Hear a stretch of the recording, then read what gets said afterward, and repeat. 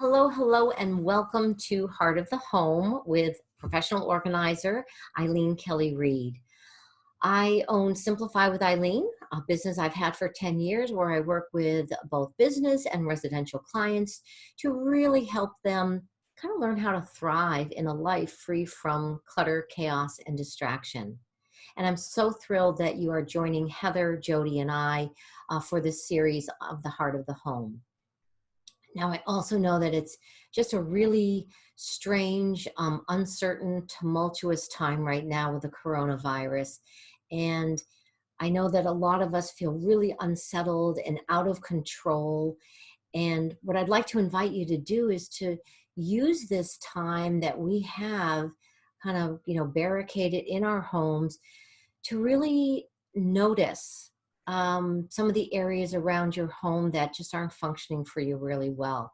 Maybe they're just cluttered or overrun with stuff, or just some of the systems and processes that you've had in the past maybe just have gotten a little bit broken.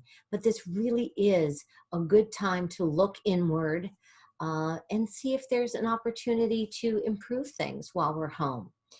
And so I wanted to talk with you today about the pantry. And when I work with clients, the very, very first step when we go to the kitchen, and P.S., the kitchen is usually about the top of the list of areas that my clients look to me to help with. So it's really, really common. I also just want to say too that, I know that our intentions are good. We want to give our family what they want, what they say they like. We want to show our love, not deny. So our instincts are really good. But where I see a lot with my clients is just that there's so much, like too much of a good thing. There is such a thing. So I want us to be able to look at our pantries today, really understand what we have, so that we will know what we need. So step one, we pull everything out. I'm going to share my screen and just show you a little bit about what I mean. So we literally pull everything out of the pantry, okay? Put it on the countertop, the island, the floor, wherever you need to. And what you want to do, step two, once it's all out, start grouping like items with like items. Group all your soup cans together. Group all your boxes of rice or couscous together. Group all the peanut butter together, just so that you can really, really see the scale of what you have.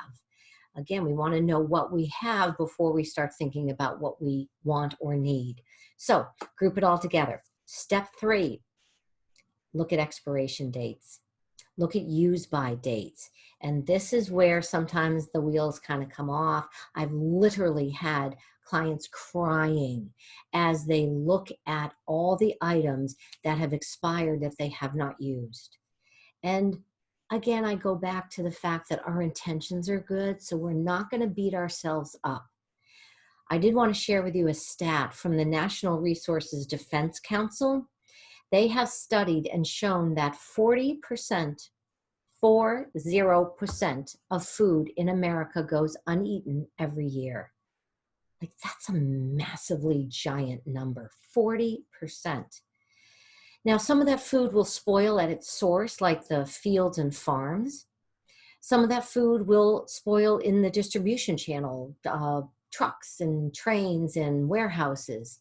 And yes, some of that food spoils in our own homes, in our refrigerators, our pantries, our cabinets. So what we need to do is, again, not beat ourselves up, but we are going to put aside, let go of, throw out the food that is expired or a past use by date. Okay, deep breath. Step number 4, we want to consolidate things. Like maybe you've got 2 half bags of popcorn, consolidate them together. Maybe you have 2 or 3 kind of quarter full bottles of vegetable oil. Combine them all together. This way you will arrive at less things to have to go back in and organize. Step 5, here's where I need you to be honest and ruthless and go through the remaining items and let go of the ones that you know you and your family don't like anymore, you're not going to eat. Like maybe those jalapeno snack bars sounded like a great idea, but at the end of the day, somebody had one of them and they don't like them, so they are just languishing in the back of the pantry. Say goodbye to them. If the item is open, say goodbye. Again, don't beat ourselves up. We're using this as a lesson to help reshape our buying habits going forward. But if it's a box of granola bars that just nobody opened, or a box of rice that nobody opened, consider donating it to your local food pantry. There is such a great need for food, and most local towns and cities have a food pantry. So pay it forward, give it to somebody who can really, really use it. Okay, step 6. Now that everything's out, clean the pantry. Really get in there and clean the walls and the shelves so that when you put everything back in, you're really starting fresh. And then step 7, organize things back into the pantry. And I'll encourage you to put a little strategy behind this and think about like zones. Maybe there's a breakfast zone, a shelf with cereal and oatmeal and syrup and pancake mix. And maybe you want it sort of on a low shelf where the kids can grab it. And then maybe there's like a Mexican area or a zone for all your grains. But put a little thought behind it so that everybody in the family will know where things are. It's super easy. And then again, when you're making your shopping list of what you need, you can go in there real quick, scan and see, okay, I've got enough pinto beans. I don't need to pick up any more. All right, so those are the 7 steps for going through and kind of reclaiming and refreshing your pantry. I want to share just a couple of quick tips with you, is that when you're grouping those items together, some of you might have those pantries with the wire shelves, and you've probably found that like bottles and cans, they don't sit on there very well. So you can use something that you already have in the house. You don't have to go out to Container Store and buy something. Think about maybe repurposing a cookie sheet to provide a really stable surface for bottles and cans.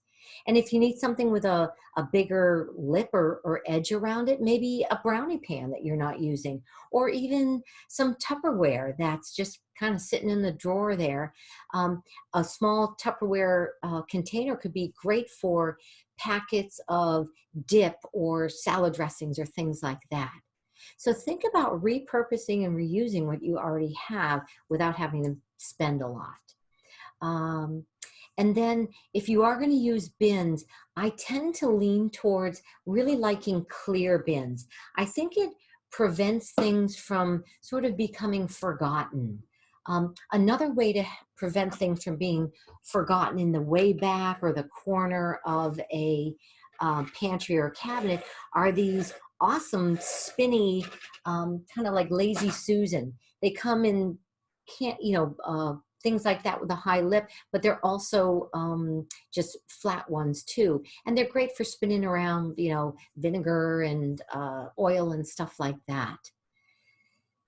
And a lot of people find that labeling really helps keep the zones kind of intact and makes it easier for you to find things. So if you don't have a fancy schmancy label maker, don't worry. There are other ways that you can kind of DIY the whole label thing.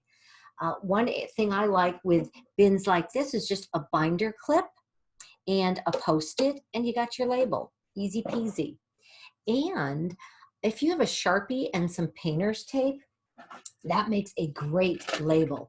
Painter's tape sticks really well, but it also doesn't damage the surface of anything you stick it to. So just a Sharpie and painter's tape is great. And you'll find that painter's tape comes in lots of like fun colors, sometimes even patterns. So you can really have fun with that. As we go on in the series here, I am going to look forward to sharing lots more tips with you about some of my fave products, as well as some DIY hacks. But for now, I hope that you'll take some time to really simplify and organize your pantry so you know what you have, and then you're going to realize and recognize what you need. So simplify with Eileen, simplify, organize, thrive.